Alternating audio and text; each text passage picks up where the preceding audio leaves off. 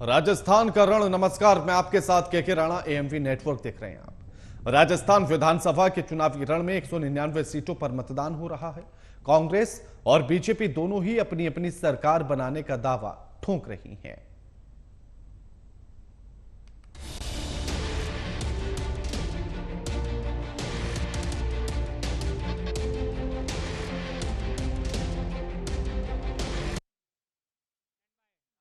दोनों ही पार्टियों ने राज्य की जनता को लुभावने वादे किए हैं, लेकिन बड़ा सवाल यह है कि राज्य का रिवाज बदलते हुए कांग्रेस की सत्ता में वापसी होगी या बीजेपी का कमल खिलेगा। करेंगे मेहमानों से इसी मुद्दे पर चर्चा, लेकिन उससे पहले रिपोर्ट देखिए।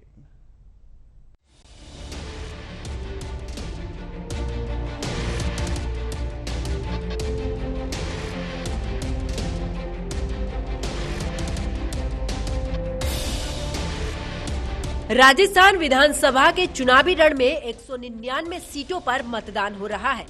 सत्ताधारी दल कांग्रेस हो या विपक्षी दल बीजेपी, दोनों ही चुनावी मैदान में जीत की ताल ठोक रही हैं। लेकिन 5 करोड़ से ज्यादा मतदाता सत्ता का फैसला करने के लिए मतदान कर रहे हैं। शाम 6 बजे तक 1863 उम्मीदवारों की किस्मत का फैसला ईवीएम में कैद हो जाएगा और 3 दिसंबर के परिणाम में फैसला हो जाएगा। सत्ता की सीएम का ताज किस पार्टी के नेता के सिर सजने वाला है, क्योंकि फ्री राशन से लेकर पेंशन में बढ़ोतरी हो या फिर महिलाओं को 2 लाख के बॉन्ड से लेकर किसानों की कर्ज माफी, दोनों ही पार्टियों ने फ्री वादों की झड़ी लगा दी। वो अलग बात है कि अमली जामा पहनाने में बजट पर क्या प्रभाव पड़ेगा, लेकिन 2 मुद्दे जिन्होंने राजस्थान के चुनावी समीकरण से लेकर देश की सियासत तक का ध्यान अपनी ओर खींचा। राजस्थान के चुनावी रण में लाल डायरी का मुद्दा भी खूब उछला। लाल डायरी के कारण गहलोत सरकार ने अपने मंत्री राजेंद्र गुड़ा की छुट्टी कर दी थी। वहीं राजस्थान में विधानसभा चुनाव से पहले महिलाओं के खिलाफ अपराधों के कई संगीन मामले सामने आए। राज्य में हुए इन अपराधों की गूंज दिल्ली तक सुनाई दी, लेकिन कांग्रेस की 7 गारंटियों ने लोगों का ध्यान हटाने की कोशिश की, जिसमें किसानों की कर्ज माफी का वादा भी चुनावी मतदान को प्रभावित कर सकता है। लेकिन भले ही राजस्थान में बीजेपी या कांग्रेस में कांटे की टक्कर देखी जा रही हो, लेकिन 6 छोटी पार्टियां और निर्दलीय उम्मीदवार भी सियासी खेल पलट सकती है, जिसमें राष्ट्रीय लोकतांत्रिक पार्टी और आजाद समाज पार्टी मुख्य तौर पर शामिल है। लेकिन राज्य का रिवाज बदलते हुए कांग्रेस की सत्ता वापसी होगी या बीजेपी का कमल खिलेगा। 3 दिसंबर को दूध का दूध और पानी का पानी होगा। Bureau report, AMV network.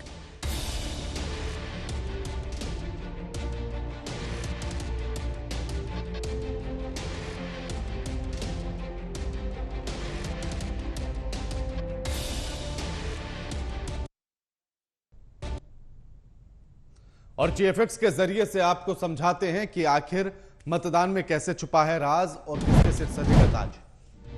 Rajasthan विधानसभा चुनाव में 199 सीटों पर मतदान है जो अभी चल रहा है। 51,000 से ज्यादा पोलिंग बूथ पर शाम 6 बजे तक मतदान। 1863 उम्मीदवारों का फैसला ईवीएम में कैद। कांग्रेस और बीजेपी के बीच कांटे की टक्कर, यानी कि नेक टू नेक फाइट नजर आ रही है। कांग्रेस का किसान, महिला और नौजवान को लुभाने का वादा। क्या मर्दों का प्रदेश लाल डायरी और पेपर लीक घाव देगा कांग्रेस? मुफ्त शिक्षा और महिला सुरक्षा के मुद्दे पर क्या कमल खिल सकेगा? 1 लाख से ज्यादा सुरक्षा कर्मियों की तैनाती। 5 करोड़ 26 लाख मतदाताओं के हाथों में सत्ता की चाबी।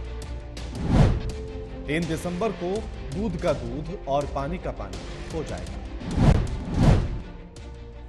7 बजे तक यह मतदान चलेगा। हमारे साथ जो मेहमान जुड़े हैं उनका परिचय आपसे करा देते हैं। हमारे साथ श्याम झा जुड़ गए हैं, प्रवक्ता हैं बीजेपी के। प्रखर सिंह जुड़ गए हैं, प्रवक्ता हैं कांग्रेस के। और मनराज गुर्जर हमारे साथ जुड़ गए हैं, राजनीतिक विश्लेषक हैं। आप तीनों का स्वागत है एएमवी नेटवर्क पर। श्याम जी, लगातार ये दावा आपसे की तरफ से होता रहा कि महिला आरक्षण बिल हम लेकर आए हैं तो महिलाओं को हम आगे बढ़ाने की एक कोशिश हम कर रहे हैं, उनको मौका देने की कोशिश कर रहे हैं। लेकिन ऐसा नजर नहीं आया राजस्थान में, केवल 21 महिलाओं को आपने चुनावी मैदान में उतारा। जी बिल्कुल राणा साहब, जैसा कि आपने बताया बिल पास हुआ है महिलाओं के आरक्षण का, और ये जब कंप्लीट होगा, अमली जामा इस पे पहनाया जाएगा और लागू हो जाएगा, तो जो आरक्षण है वो पूरी तरह से पूरे देश में ही मिलेगा। राजस्थान क्या पूरे देश में मिलेगा, हर राज्य में नहीं मिलेगा। तो मेरा सवाल तो ये है ना कि आप मंशा जता रहे हैं कि बिल पास करेंगे, हम इसीलिए बिल पास करेंगे क्योंकि महिलाओं को सम्मान दिया जा सके, उनको मौका ज्यादा दिया जा सके।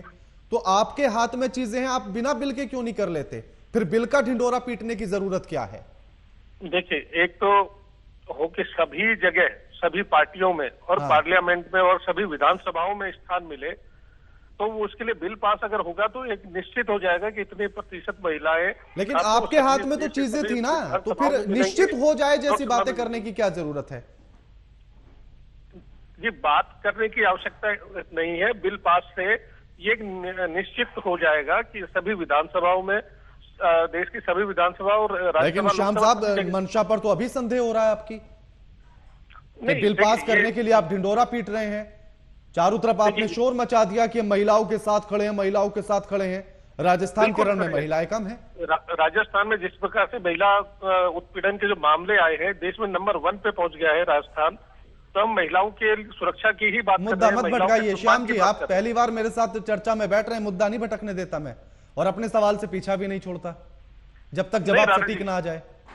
नहीं राणा जी, इसमें क्या है, ये जो बिल आया, बिल जिस समय आया उस समय तक चुनाव आपने उस समय पर इतने ढिंडोरे पीटे कि कांग्रेस महिलाओं का साथ नहीं देती, वो झूठे वादे करती है, वो महिलाओं को आरक्षण नहीं देना चाहती। उसी कांग्रेस ने 28 प्रत्याशी उतारे हैं चुनावी मैदान में, आप 21 पर अटक गए। वो भी तब जब ये बिल आप लेकर आ रहे हैं, जब महिलाओं की बात करने का दावा आप कर रहे हैं, जब उसके शुभ चिंतक आप बन रहे हैं, फिर भी आप पीछे रह गए। फिर यकीन कैसे किया जाए कि आपका बिल सही है, वो चुनावी नहीं है, वो जुमला नहीं है? राणा जी, महिलाओं का बिल हम लेकर के आए, ये पूरा देश जानता है और पूरे देश की महिलाएं जानती है, क्योंकि पिछले कई दशकों से ये बिल अटका हुआ था और पूरा देश की महिलाएं इंतजार कर रही थी इस बिल का। और श्याम साहब, ये तो वही बात हुई ना कि मैं महिलाओं का बड़ा सम्मान करता हूं साहब, और मैं चाहता हूं कि महिलाओं के सम्मान में एक बिल पेश हो कि कोई किसी को छेड़ ना सके। लेकिन जब तक बिल पेश ना हो तब तक लगातार छेड़ूं, और फिर ये कहूं कि बिल पेश कर दीजिए, उस दिन से बंद कर दूंगा उनके साथ बदतमीजी करना। अरे हमारी मंशा है उनको सम्मान देने की, तो बिल की क्या जरूरत है, कानून की क्या जरूरत है? हम ऐसे ही दे देंगे राणा जी। जो बिल अगर आप मांग रहे हो तो फिर संदेह है आप पर कि कानून बनेगा तो ही काम करेंगे, वरना नहीं करेंगे। रही बात राजस्थान चुनाव की, तो राजस्थान चुनाव का जो रण था वो बिल्कुल पीक पे पहुंच चुका था और लगभग सभी चीजें तय हो चुकी थी। जब तक ये बिल आया था सभी जगह के प्रत्याशी लगभग तय हो चुके थे। तो इसके लिए श्याम साहब कितना भी कवर कर लीजिए, करने नहीं दूंगा मैं। मंशा तो आपकी एक ही दिन में बिल बनाने की नहीं बनी होगी ना, या बिल आपने सिर्फ आए पटल पर और याद आया कि रे महिलाओं वाला तो रह गया, फिर तुरंत जोड़ दे कि महिलाओं वाला और कर दीजिए जी 33%। ऐसा तो नहीं हुआ होगा। पिछले कई महीनों से उस पर आप खाका तैयार कर रहे होंगे, पिछले कई महीनों से आप उस पर काम कर रहे होंगे। कई दशकों से चल रहा है, लेकिन आप जिस प्रकार से मुझसे सवाल पूछ रहे हैं, ये कई दशकों से क्यों अटका हुआ था? मैं तो अटकने की बात ही नहीं कर रहा, मैं अटकने की बात ही नहीं कर रहा। मैं तो कह रहा हूं कि आप अगर महिला आरक्षण बिल लेकर आए तो आप पिछले कई महीनों से उस आरक्षण बिल पर काम कर रहे होंगे कि हमें कैसे लागू करना है, कब करना है। तो आप एक संदेश जनता को दे देते ना कि देखिए हम कितने हमदर्द हैं, हमने अभी 33% दे दिया। देखिए, ये चुनाव मैंने पहले भी बताया कि बिल्कुल अपने चरम पे पहुंच चुका था, और इस समय जो हमें महत्वपूर्ण यह था कि चुनाव जीतना था, तो उसके लिए जो ठीक लगा उस हिसाब से महत्वपूर्ण जीतना था। इसलिए आपने महिलाओं को टिकट नहीं दिया क्योंकि आपको भरोसा नहीं कि महिलाएं जीत सकती हैं। जो जिताऊ है उसको टिकट दिया गया है। तो फिर 33% अगर आप आरक्षण देंगे तो फिर कैसे इस बात पर भरोसा जताएंगे कि महिलाएं जिताऊ हैं? 33% जब आरक्षण लागू हो जाएगा उस समय पहले से ही तय किया जाएगा, उनके लिए विधानसभा चिन्हित की जाएगी और उनकी तैयारी कराई जाएगी। कवर श्याम साहब कर लीजिए कवर, समय देता हूं, मौका ढूंढ लीजिए। प्रखर जी, जाटों पर सबसे ज्यादा फोकस रहा, 36 प्रत्याशी सबसे ज्यादा कांग्रेस ने उतारे, और दूसरी तरफ राजस्थान में बेनीवाल और चंद्रशेखर आजाद की पार्टी ने आपस में गठबंधन भी कर लिया। तो ये नुकसानदेह होगा कांग्रेस के लिए। देखिए, हमारे यहाँ सर्वे ही सर्वे करवा रहा। जिस भी प्रत्याशी ने अपने कॉन्स्टिट्यूंसी में मेहनत करी है, जिस भी प्रत्याशी ने अच्छा काम किया है, उसको उसी टिकट दिया गया है। जिसको जनता चाहती थी उसको टिकट दिया गया है, और कोई नहीं। हम सरकार में थे और अपने अच्छे कामों को लेकर के हम इलेक्शन में गए हैं। अगर हमने 500 रुपए का सिलेंडर बोला तो हमने 500 रुपए का सिलेंडर दिया। अगर हम बोल रहे हैं कि 50 लाख का हम फ्री 50 लाख तक का फ्री इलाज करेंगे तो हम करेंगे। अगर हमने बोला कि आपदा के लिए 15 लाख तक का अगर हम बीमा देंगे तो हम दे रहे हैं। नहीं तो, प्रखर जी, मेरा सवाल ये था कि जातीय फैक्टर, नहीं प्रखर जी, मेरा सवाल ये था कि जातीय फैक्टर राजस्थान में सबसे ज्यादा काम करता है। उसी के आधार पर आपने 36 जाट प्रत्याशियों को चुनावी मैदान में उतारा और उधर दावा कर रहे हैं हनुमान बेनीवाल। तो कहीं ऐसा तो नहीं कि वोटर शिफ्ट हो जाए? क्या ये नुकसानदेह है, या वोट कटवा गठबंधन तो नहीं बन जाएगा बेनीवाल का? जनता को लास्ट में उनकी जिस काम के लिए आपको भेजा गया है उस लेजिस्लेटिव असेंबली में, उसके लिए काम के लिए आपको भेजा जाता है ना। हमने काम किया है, हम अपने कामों के दम पर इलेक्शन में गए। और आप जब महिला आरक्षण बिल का पूछ रहे थे बीजेपी प्रवक्ता से और वो जवाब नहीं दे रहे थे, तो देश में सबसे पहले महिला कानून हम लाए थे और हमने पंचायती राज में लागू किया था। राज्यसभा में हमारे पास नंबर थे तो हमने राज्यसभा में पास कर दिया था। लोकसभा में हमारी गठबंधन की सरकार थी, नहीं पास हुआ था। और उस समय क्या बीजेपी ने हमारा साथ दे दिया था? नहीं दिया था। उसके बाद अभी इन्होंने जो पास किया है, ये ईयर नहीं बता पाएंगे कौन से साल लागू होगा। क्यों इन्होंने डिलिमिटेशन से जोड़ दिया उसको जानबूझ करके कि वो डिले हो जाए? अगर लागू करना था इसी 2024 के चुनाव में आप लागू कर दीजिए। कौन मना कर रहा है? लोकसभा चुनाव में लाइए। हम अगर बोलते थे कि अगर हम महिलाओं को प्राथमिकता देंगे, उत्तर प्रदेश के चुनाव में हमने 70% टिकट हमने महिलाओं को दिए। जहां पर भी हम कोशिश करते हैं, हर जगह कोशिश करते हैं महिलाओं को ज्यादा से ज्यादा प्राथमिकता दी जाए। जो हम कहते हैं वो हम करते हैं। अगर ये राजस्थान में आके बोलते हैं कि 450 रुपए का सिलेंडर देंगे, तो जिन राज्यों में सरकार है इनकी, क्या वहां इतने रुपए का दे रहे हैं? नहीं दे रहे हैं। खाली यहाँ अगर देखिए चुनावी जुमला बता रहे हैं। तो कांग्रेस पार्टी जो कहती है वो करती है। ठीक है मनराज जी, सबसे ज्यादा जातीय फैक्टर देखा जाता है राजस्थान में। अब ऐसे में अगर जाट और दलित आपस में गठबंधन कर लें वो पार्टियां, और बीजेपी ने सबसे ज्यादा दलित प्रत्याशी उतारे और कांग्रेस ने जाट प्रत्याशी उतारे, तो ऐसा तो नहीं कि गठबंधन किंग मेकर की भूमिका में आ जाए इन्हीं के वोट काटकर? देखिए राणा जी, पॉलिटिकल साइंस में एक साइंटिस्ट हुए थे कोठारी साहब ने कहा था कि राजनीतिक व्यवस्था में जातियों का लामबंदीकरण और जातियों की राजनीति से कभी भी भारतीय राज व्यवस्था को अलग नहीं किया जा सकता। और ये समीकरण हम हर चुनाव में देखते हैं। राजस्थान के चुनाव में हम देखते हैं कि दोनों ही पार्टियों ने अपने इंडिकेशन और अपने सर्वे के अनुसार ये निर्धारित किया कि हम कहां से कितना वोट बैंक अपनी तरफ आकर्षित किया जा सकता है। क्योंकि भारतीय जनता पार्टी ने एक वाइस प्रेसिडेंट पद पर एक जाट को बिठाया है, धनखड़ साहब को। और आपने देखा होगा कि धनखड़ साहब का लगातार राजस्थान में दौरा भी रहा। तो कहीं ना कहीं कांग्रेस के मन में यह था कि भाई भारतीय जनता पार्टी के पास तो कांग्रेस ने जाट वोट बैंक पर अपने फोकस किया और अधिकतर प्रत्याशी उतारे। और भाजपा ने मैसेज देना का प्रयास किया अर्जुन राम मेघवाल के नाम से, क्योंकि वह दलित है। केंद्र में कानून मंत्री उनको बनाया गया और उसके बाद उनको राजस्थान चुनाव का इंचार्ज बनाकर भेजा गया। तो कहीं ना कहीं ये जो जातीय समीकरण है, इन समीकरणों में फिर एक नई लहर राजस्थान की पॉलिटिक्स में दिखी, जो चंद्रशेखर और बेनीवाल की पार्टी के रूप में सामने आई। राणा जी, अगर हम देखते हैं कि राजस्थान की राजनीति को अगर आप करीब से देखते हो पिछले कई दशकों की, तो वहां पर तीसरे मोर्चे बहुत सारे विफल रहे हैं। तीसरे मोर्चे की स्थिति बहुत ही अच्छी खासी नहीं रही, क्योंकि वहां पर हमेशा या तो 5 साल कांग्रेस की सरकार रही है, 5 साल भारतीय जनता पार्टी की सरकार रही है। और ये ट्रेंड, ये प्रथा, ये परंपरा चली आ रही है। लेकिन इस बार के चुनाव में क्योंकि दोनों ही पार्टियों से जो मजबूत लोग थे, वो मजबूत लोग जब इनको टिकट नहीं मिला तो वो निर्दलीय चुनाव लड़ रहे हैं। और निर्दलीय चुनाव लड़ने के बाद जिस प्रकार का माहौल बना है, उस माहौल में दोनों पार्टियां, आप देखेंगे कि एक सॉफ्ट कॉर्नर उन्होंने निर्दलियों के साथ भी अपनाया है। 2018 के चुनाव में अशोक गहलोत जब मुख्यमंत्री बनने की बारी आई, तो अशोक गहलोत ने, जिनको सचिन पायलट प्रदेशाध्यक्ष थे, जिनको टिकट नहीं मिला था, अशोक गहलोत ने उन सबको निर्दलीय चुनाव लड़वाया और टिकट जीतने के बाद उनको कांग्रेस ज्वाइन करवा के अपना मुख्यमंत्री की पद पर काबिज होंगे। तो आप देखेंगे कि इस पॉलिटिकल समीकरण को देखेंगे राजस्थान के को, तो वहां पर ये समीकरण देखने को मिल रहा है। और जाट और दलित का जो फैक्टर है, अपने अपने सर्वे में दोनों पार्टियों ने सेट करने का प्रयास। लेकिन मैं आपके सवाल का भी जवाब देना चाहूंगा और प्रखर जी ने भी जो चीजें रखी उनको रखना चाहूंगा। आपने कहा कि भारतीय जनता पार्टी ने जब 33% आरक्षण की बात की तो 33% आरक्षण की बात करने के बावजूद वह टिकट क्यों नहीं दिया?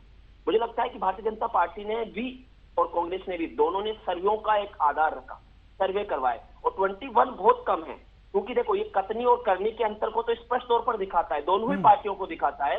और एक तरफ प्रखर सिंह जी बोल रहे हैं कि हमने तो भारतीय जनता पार्टी ने साथ नहीं दिया लोकसभा में। प्रखर सिंह जी एक बार किताब उठाइएगा और पढ़िएगा, क्या भारतीय जनता पार्टी ने महिला आरक्षण बिल का विरोध किया था? क्या भारतीय जनता पार्टी ने नहीं किया था प्रखर जी। आपकी कांग्रेस पार्टी के साथ गठबंधन में रहने वाले दलों ने किया था, लालू प्रसाद यादव ने किया था, मुलायम सिंह यादव ने किया था। और वो किस बेसिस पे किया था? वो बेसिस किया था कि आरक्षण में आरक्षण मिलना चाहिए। राणा जी वो कहते थे कि आप दलित, SC ST जो महिलाएं हैं उनको अलग से आरक्षण दीजिए, तो उस बेसिस पर वह रिजर्वेशन का जो सपना था वह अटक गया था। अगर कोई पार्टी अब ला रही है तो लाने के पीछे का ऑब्जेक्टिव एक बड़ा ऑब्जेक्टिव हो सकता है, और ये राष्ट्रीय स्वयंसेवक संघ के भी एक पुश था कि भाई महिलाओं के उत्थान के लिए बीजेपी कुछ ऐसा प्रखर कदम उठाए कि वह उसको रखे। तो 33% आरक्षण दबाव में मान लीजिए या कैसे भी मान लीजिए लाइए।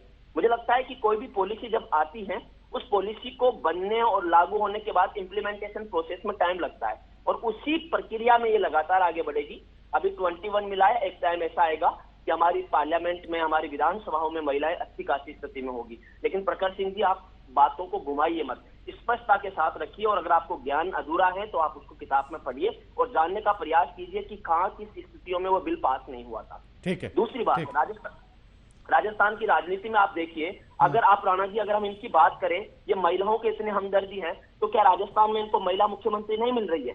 भारतीय जनता पार्टी ने तो मुख्यमंत्री बनाया वसुंधरा राजे को, एक बड़ा मैसेज दिया, तो कांग्रेस पार्टी ने क्यों नहीं बनाया? क्या कारण है, क्या रीजन रहा है अभी तक कि कांग्रेस पार्टी ने महिला मुख्यमंत्री को आगे नहीं किया? क्या आपकी पार्टी को मेल डोमिनेंट पार्टी के तौर पर देखा जाए? तो इस पर भी एक सवाल उठना चाहिए। मुझे लगता है कि प्रखर जी को सोच समझकर और अपने तथ्यों को सही करना चाहिए। ठीक है श्याम जी, आपकी तरफ से कोई चेहरा डिक्लेयर नहीं किया गया, तो कहीं ऐसा तो नहीं कि अगर चेहरा डिक्लेयर कर देते तो फूट का सामना आप ही को करना पड़ जाता?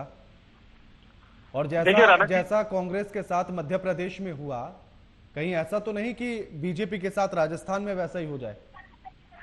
राणा जी देखिए, हर चुनाव में रणनीति अलग होती है, हर चुनाव में स्ट्रेटेजी अलग होती है। इस बार ऐसा तय किया गया बगैर चेहरे के चुनाव लड़ेंगे, और जिस प्रकार कांग्रेस पार्टी में तो ऑलरेडी स्टैंडिंग मुख्यमंत्री है, तो भी वो अशोक गहलोत को अपना चेहरा नहीं बना पा रहे, घोषित नहीं कर पा रहे मुख्यमंत्री कैंडिडेट। तो ये तो इनसे सवाल पूछना चाहिए। नहीं, मेरा तो सवाल ये है ना कि कहीं ऐसा तो नहीं कि राजस्थान में मध्य प्रदेश वाली स्थिति हो जाए आपके साथ? न, मध्य प्रदेश वाली स्थिति नहीं। अगर वसुंधरा राजे को नहीं बनाया गया तो वो खुद जाकर समर्थन दे दे? ना, ऐसा नहीं है। वसुंधरा राजे जी राष्ट्र उपाध्यक्ष हमारी पार्टी की वरिष्ठ नेता है, 2 बार मुख्यमंत्री रही हुई है, और यहाँ बहुत राजस्थान में पॉपुलर नेता है हमारी। और पॉपुलर नेता है, लेकिन फिर भी बहुत दूर रखा गया और नजरअंदाज भी किया गया था चुनाव प्रचार के समय। नहीं, ये मीडिया का कहना है, या मीडिया का नहीं, ये वसुंधरा राजे का कहना था, उनके लोगों का कहना था। नहीं रही, हमेशा पार्टी के साथ रही है। पार्टी के हर महत्वपूर्ण जो डिसीजन होते हैं उसमें सब में वसुंधरा जी साथ रही है पार्टी के। वसुंधरा जी ने तो खुद कितनी बार कहा कि मुझसे कोई राय नहीं ली जा रही थी चुनाव के समय पर, उन्होंने ये बात कही थी। ये बेबुनियाद बातें हैं, कभी उन्होंने ऐसा कुछ नहीं कहा। अगर कहा है तो आप लाइव मुझे वीडियो चला के दिखा दीजिए, आपके चैनल पे अभी लाइव चला के दिखा दीजिए, उन्होंने कभी ऐसा कहा? मैं आपको भिजवा दूंगा, मैं आपको भिजवा दूंगा, मैं आपको भिजवा दूंगा। नहीं, सुनवा दीजिए ना आप। मैं आपको भिजवा दूंगा ना, अभी सुनवा दीजिए, मैं आपको भिजवा दूंगा। नहीं, भिजवाएंगे बस सुनवा दीजिए ना, जनता भी देखे कि आप क्या रैलियों से गायब नहीं थी वसुंधरा राजे? चलिए ठीक है, आप ही की बात पर आ जाता हूँ। क्या रैलियों से गायब नहीं थी? क्या रैलियों से गायब नहीं थी? आप यात्रा निकाल रहे थे उस समय पर वसुंधरा राजे कहाँ पर थी जी? जब आप रैलियां निकाल रहे थे, जब आप यात्रा निकाल रहे थे राजस्थान में, तब उस समय पर वसुंधरा राजे कहाँ थी? 4 रैलियां 4 दिशाओं से चालू हुई, चारों रैलियों के उद्घाटन में वसुंधरा जी थी। आप अपडेट कर लीजिए। वही मैं भी कह रहा हूं, आप अपडेट रहिए, कहानी सुनाने से बात नहीं चलती है ना प्रखर जी। आप दिखाइए ना। मैं आपको दिखा दूंगा, मैं आपको दिखा दूंगा, मैं आपको दिखा दूंगा, मैं वही तो बता रहा हूँ ना। अगर आप तथ्य मोड़ने लगेंगे तो काम नहीं चलेगा ना। ये सस्ती लोकप्रियता मत बटोरिए राणा जी, आप दिखाइए ना। सस्ती लोकप्रियता तो आप बटोरते हैं, सस्ती लोकप्रियता आप बटोरते हैं। आप कि अपडेट हो महिलाओं जाइए। के हम साथ हैं और प्रत्याशी उतारे 21, 33% वहां नहीं उतार पाए और सस्ती लोकप्रियता हम बटोरेंगे। बहुत बिल्कुल अच्छे। बटोर रहे हैं आप। हाँ, आप प्रखर झूठ जी। क्यों परोस रहे हैं?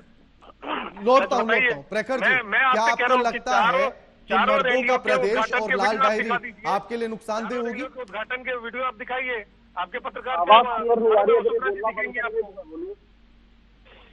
मैं दावा कर अगला रहा हूँ सवाल आपको। जी। हाँ राणा प्रखर जी सवाल बोलिए। फिर से कीजिए। सवाल फिर से हेलो। कीजिए, सुनाई नहीं पड़ाएंगे बोलने। प्रखर जी बोलिए, आप ही से सवाल है आप- कि क्या मर्दों का प्रदेश जैसा बयान और लाल डायरी आपके लिए नुकसानदेह तो नहीं हो जाएगा? देखिए, उन्होंने जो जवाब दिया, जो बयान दिया था, उसके बाद आज तक कोई नहीं बयान दिया है। कांग्रेस पार्टी ने उसमें सख्ती से कार्रवाई करने की कार्रवाई करी और उनसे बोला गया कि आज के बाद इस टाइप का जवाब नहीं देंगे। दूसरी चीज, अगर आप कन्विक्शन रेट की बात करेंगे तो महिलाओं के ऊपर कोई अत्याचार होता है तो जो राजस्थान का कन्विक्शन रेट है वो 70% से ऊपर है और केंद्रीय गवर्नमेंट का 30% है। तो इसलिए जो स्टेट गवर्नमेंट है बहुत अच्छा काम कर रही है। मैं जवाब देना चाहूंगा राणा साहब, जो राजनीतिक विश्लेषक थे वो जब बीजेपी प्रवक्ता की तरह बैठ के बात करने लगते हैं तब समस्या होती है। इतिहास उन्होंने पढ़ा नहीं है। क्या इतिहास में बीजेपी पार्टी ने क्या महिला बिल लाए थे, क्या उन्होंने समर्थन किया था? गलत इतिहास आप बता रहे हैं ऑन कैमरा। दूसरी चीज, आपने क्यों डिलिमिटेशन से जोड़ दिया? क्यों जोड़ा आपने डिलिमिटेशन से? ये प्रोसेस 2033-34 के बाद जाएगा जी। उसके चुनाव में लागू हो पाएगा। आप हमको बता रहे, पढ़ के आया करिए, डिलिमिटेशन से क्यों जोड़ा गया? कब महिला आरक्षण का जो कानून है कब लागू होगा? प्रखर जी वो सवाल पूरा हो गया है, वो सवाल पूरा हो गया है। दूसरी तरफ आपने भी तमाम वादे कर लिए हैं महिलाओं की सुरक्षा को लेकर, लेकिन अगर आपके ही नेताओं का बयान ये होगा कि मर्दों का प्रदेश है तो भरोसा तो जनता आप पर भी नहीं कर पाएगी कि महिलाओं को सुरक्षा मिलेगी, जहां के नेता इस तरह की बात करेंगे। देखिए, कहीं भी होता है तो सख्त से सख्त कार्रवाई ली जाती है। इसी तरीके नहीं कि ब्रिजभूषण सिंह के केस में हमारी मेडल लाई हुई लड़कियां बैठी हुई थी और कोर्ट के कहने पर इनके FIR भी नोट हुई। हमारे यहाँ कोई भी घटना होती है सख्त से सख्त कार्रवाई करी जाती है। इसके बाद ये कार्रवाई की है आपकी पार्टी ने? अरे आप ब्रिजभूषण सिंह के बोलने वाले हमसे सवाल पूछेंगे? ब्रिजभूषण सिंह, चिन्मय, कुलदीप सिंह, प्रखर जी उस वाले सवाल पर मैं उनसे जवाब ले लूंगा, आप अपने वाले पर दे दीजिए ना। मैंने बताया कि राजस्थान में कोई भी केस होता है, कोई भी घटना होती है, उस पर सख्त से सख्त कार्रवाई होती है। हम वेट नहीं करते। चलिए मैं ये बात मान लेता हूं, सख्त से सख्त कार्रवाई होती है, तो आपके नेता ये कहेंगे कि ये मर्दों का प्रदेश है? नहीं, अगर उनका जो बयान था वो गलत था, कांग्रेस पार्टी ने उससे बात करी, आज तक उनका बयान नहीं आया। इनके बयान देख लीजिए, पार्लियामेंट में ऐसा बयान दिया दानिश जी के खिलाफ, इनके जो सांसद रमेश जी ने आज तक माफी नहीं मांगी, ना उन पर कोई कार्रवाई हुई। ठीक है मनराज जी, हाँ आप ही के पास आ रहा हूं मैं। क्या स्थिति ओवरऑल नजर आ रही है राजस्थान में? राजस्थान की स्थिति बहुत ही कॉम्प्लेक्स है, बहुत ही जटिल है, लेकिन अभी तक के जो वोटिंग प्रतिशत से हमें जो विश्लेषण निकल पा रहा है, उस विश्लेषण में मुझे लगता है कि कांग्रेस और बीजेपी आपस में टक्कर में है।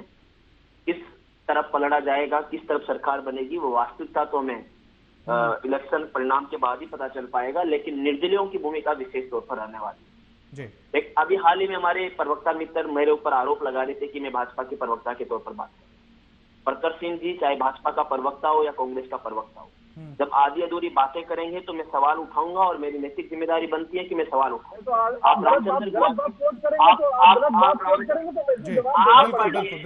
कोट करेंगे तो मुझे जवाब देना पड़ेगा। आप मुझे मिसकोट करेंगे, ठीक है। श्याम जी आपको भी जवाब दे दूं, नारायण पंचारिया आप ही के नेता हैं, और जब उनसे ये पूछा गया कि आखिर परिवर्तन यात्रा से दूरी वसुंधरा राजे की क्यों है, बीजेपी की, तो उन्होंने कहा कि अभी उनको दूर रखा गया है। आप बताइए। और अब आपको यकीन ना हो तो सर्च कर लेना। शुक्रिया आप तीनों मेहमानों का हमारे साथ ही तमाम बातचीत करने के लिए। लेकिन सवाल कि आखिर राजस्थान का किंग कौन होगा? किंग वही होगा जब पिटारा खुलेगा 3 दिसंबर को, और उससे जो फैसला निकलेगा जनता के मत का, उसी के आधार पर बनेगा राजस्थान का किंग। और 3 दिसंबर को सबसे तेज रुझान और नतीजे देखने के लिए एएमवी नेटवर्क जरूर देखिएगा। साथ ही लगातार खबरों के लिए एएमवी नेटवर्क देखते रहिएगा। नमस्कार।